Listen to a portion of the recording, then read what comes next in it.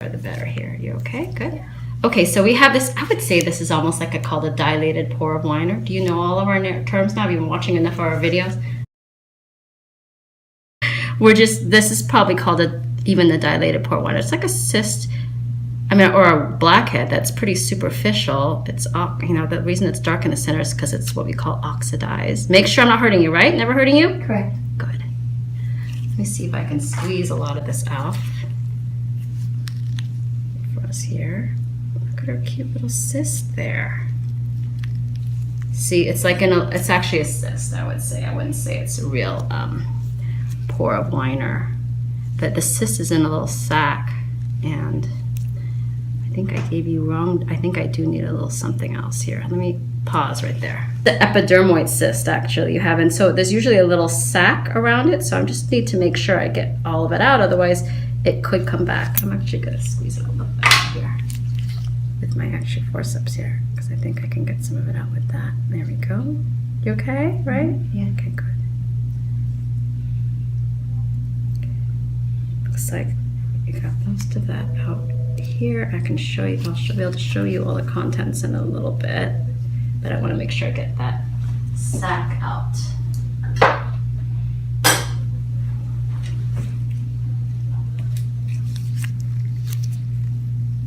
So there's a little sac under the skin here that we need to make sure we get out, otherwise it can come back. So how long have you had this?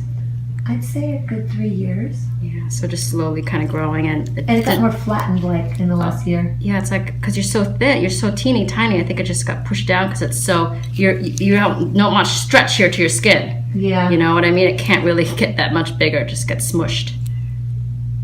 So we just make sure we get all of this out. It's stuck in here a little bit.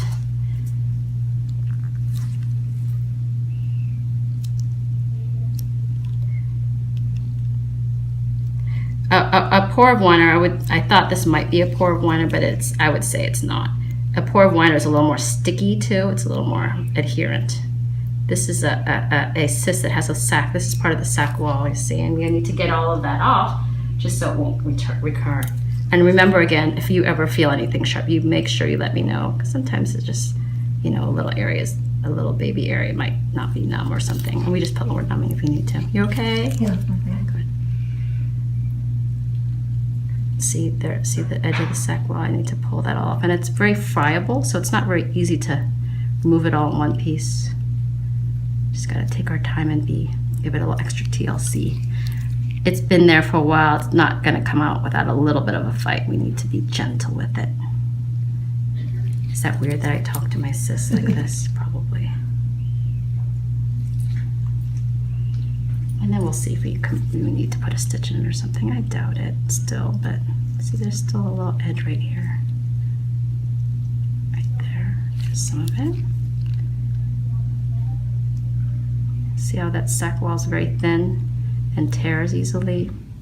I'm talking to your husband, right? Yeah. Okay. Alan, what do you think of the situation? It's going well. It looks like it's under control. Mm-hmm. Good. Clean it up a little bit.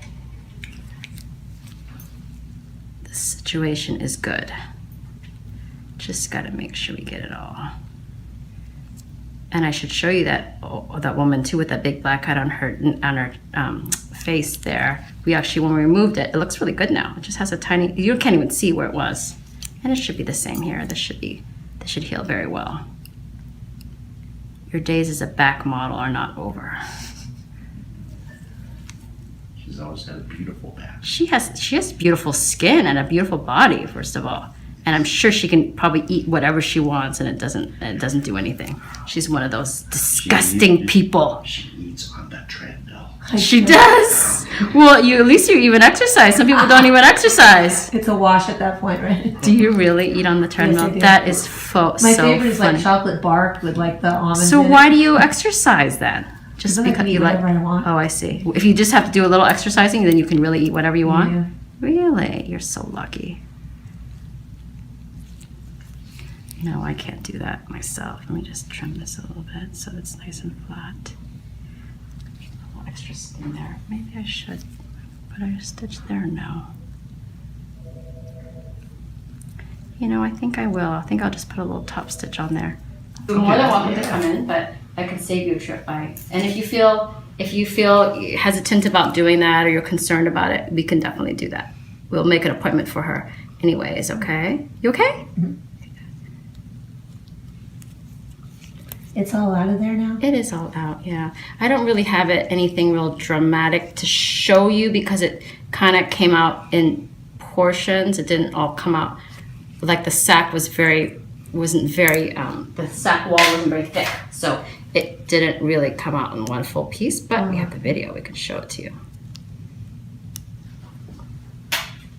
One more stitch here. Maybe a third, but probably not.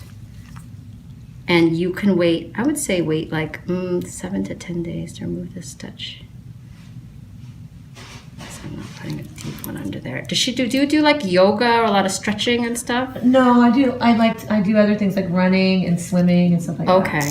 Yeah, I mean, I'm just saying that because sometimes this kind of scar line, it stretches if you pull on it, you know? Okay. And I mean, it's not the worst thing in the world here. It's the small of your back here. You can't really see it, but in the beginning, especially while the sutures are still in, if you stretch it, you could pull the suture apart a little bit or something. So try to like just take it a little bit easy there. Let me just make sure this edges are trimmed flat. See how it's like wanting to raise up here? This is called a dog's ear. Actually, when you get something like this, so I'm gonna trim it so it won't raise up.